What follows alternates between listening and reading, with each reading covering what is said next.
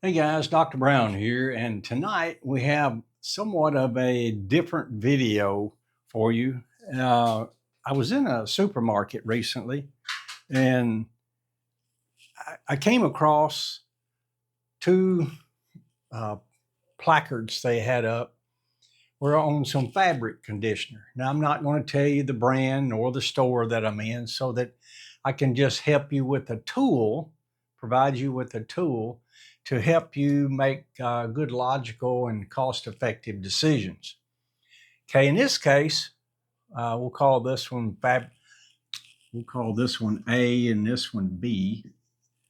Okay, with product A, it was 379 pesos with 4 liters, which meant if you divide 379 by 4, you get 94.75 pesos per liter.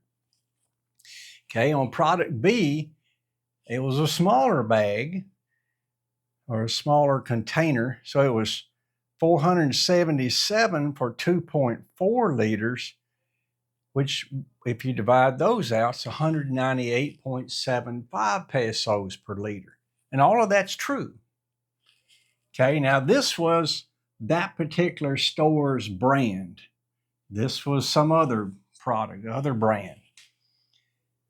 Say, now a person might say, wow, I get almost twice more for half the price. I'll buy this one. And that's exactly what they want you to do. But they haven't, I mean, and this is true, they haven't lied to you, except the question you need to ask is what's the usage rate of the product? So I'd like to think about putting things in a per unit basis in the method that I'm going to use it. Now, how do I use fabric conditioner? I put so much in for a wash. So I need to understand then the pesos per wash. Now I love units. Okay, so what kind of units do we have here? We have pesos per liter. I don't have pesos per wash. Again, these statements are true, but it's not how I'm going to use the product. So how do I get to pesos per wash? Well, I do know that 1 liter is 1,000 milliliters. Okay, I know that. So if I were to multiply these two, liters would cancel. But now I have pesos per milliliter. That's still not pesos per wash. With product A, it had a cap on the top. It was about that big. Product B had a cap about that big. Makes you wonder, doesn't it? Okay, so in this cap, you're to pour this liquid in it, and it held 93 milliliters. Now then, liters cancel, milliliters cancel. Now, sorry, that's 93 milliliters per wash. Now I have pesos per wash. Everything else cancels. So I have 379 milliliters in 4 liters. 379 pesos in 4 liters. There's 1 liter per 1,000 milliliters, and there's 93 milliliters per wash. That gives me 8.81 pesos per wash.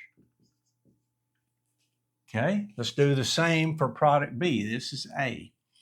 B, its pesos per wash would be 477 per 2.4 liters. Now, obviously, you can see I could have just written that number down, but typically you may not have that. So I'm just going with price and volume. Okay, so I have 1 liter per 1,000 milliliters times 37 milliliters per wash. And that comes out to be 7.35 pesos per wash. Wow, who saw that coming? So 8.81 pesos per wash. And this one's 7.35 pesos per wash. Now, if they put that at the bottom of the placard, for every time you wash clothes, this is 7.35, that's 8.81. People wouldn't buy that.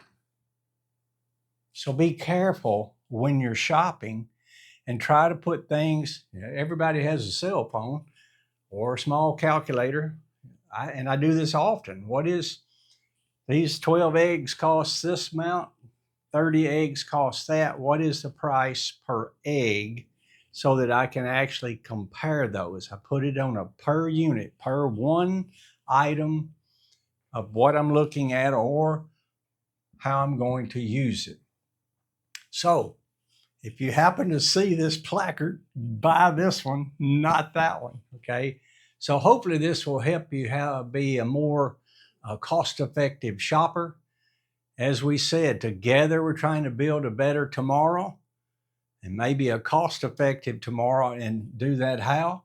Do that through math. Okay, guys, that's all for now. We'll talk to you next time. Thanks.